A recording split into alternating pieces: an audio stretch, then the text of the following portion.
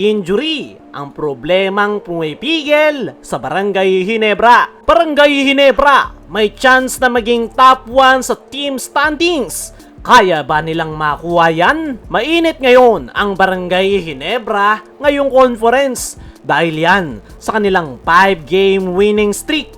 Unti-unti nilang pinapatunayan na isa pa rin sila sa pinakadelikadong kupunan ngayong conference kahit pa kulang na kulang sila sa front court position. Pero ang tanong, may chance nga ba sila na maging top 1 sa team standings? As of now, nasa pangatlong pwesto ang Barangay Ginebra pero hindi pa tapos ang laban sa elimination round at hawak pa rin nila ang kanilang kapalaran. Kaya himayin natin, paano nga ba sila aakyat sa number 1 spot? Unang senaryo ay isweep ang lahat ng kanilang natitirang laro. Yan yung pinakadiretsong paraan kapag naipanalo ng Ginebra ang kanilang huling tatlong laban kontra Meralco, Rain or Shine at TNT Tropang Giga ay magiging 10 wins at 2 losses nga yung kanilang win-loss record. At tatabla nga sila sa Rain or Shine Elasto Painters at dyan napapasok ang winning over the other rule ng PBA. Dahil kapag tinalo ng Ginebra ang Rain or Shine sa nilang matchup, sila ang aangat bilang number 1. Pero malinaw na hindi yan magiging madali. Ang Meralco ay kilala sa kanilang depensa.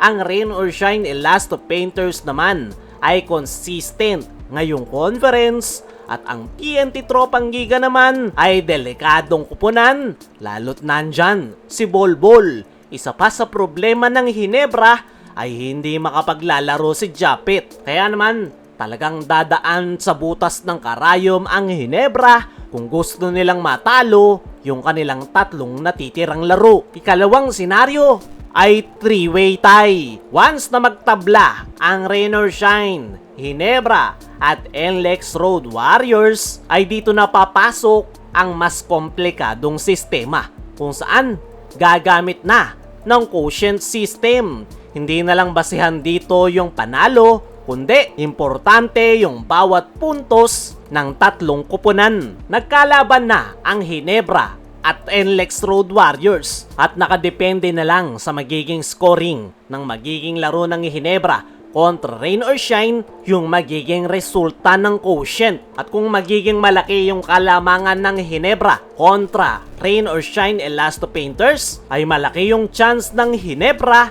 na maging number 1 sa team standings. Ang kagandahan sa sitwasyon ngayon ng Ginebra, hawak nila ang sarili nilang kapalaran. Hindi na nila kailangang umasa sa ibang kupunan. Ang tanging gagawin lang nila ay manalo. Bukod pa dyan, napakaganda ng momentum ng Ginebra. Ramdam yung kumpiyansa ng buong kupunan at kitang-kita yung chemistry nila sa loob ng basketball court. Balance yung kanilang opensa at mas disiplinado na rin ang kanilang depensa kumpara sa mga unang laro nila ngayong conference. At yan nga yung advantage ng Barangay Ginebra sa ibang kupunan. Pero ano nga ba talaga ang mas importante? Sa kabila ng lahat ng posibilidad na yan, kung si Coach Tim Cone ang tatanungin, malamang hindi niya target na maging number 1 ang Ginebra.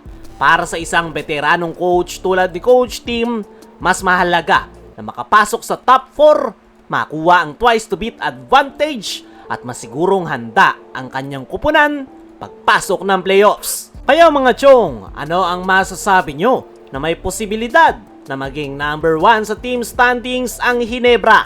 Comment po lang dyan sa ibaba. Samantala, injury ang problemang pumipigil sa Barangay Ginebra. Napakaganda nga ng itinatakbo ngayon ng Barangay Ginebra ngayong conference. At kasalukuyan, sila yung pinakamainit na kupunan. Pero mukhang mayroon na namang pumipigil para sa kupunan ni Coach Tim Cone, which is ay yung mga injury. Isa nga sa mga tinamaan ng injury sa Barangay Ginebra ay ang pinaka-latest ay itong si Japet Aguilar. Napakasama nga ng kanyang naging bagsak kontra sa import ng Blackwater bossing at talagang na-confine pa nga sa ospital si Japet. At yan nga yung problema ngayon ng Ginebra dahil malaki yung chance na hindi ito makapaglalaro sa dalawang sunod na crucial game ng Ginebra. Para sa akin mga chong, yung mga injuries na lang talaga yung pumipigil na mailabas ng Ginebra ang kanilang full potential. Sana lang talaga ay wala nang ma-injured sa kanilang kupunan para lumabas na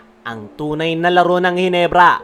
Kaya mga chong, ano ang masasabi nyo? Na injuries ang pumipigil sa kupunan ni Coach Tim. Ano rin yung masasabi nyo sa posibilidad na maging top 1 sa team standings ang Barangay Ginebra? I-comment mo lang dyan sa ibaba.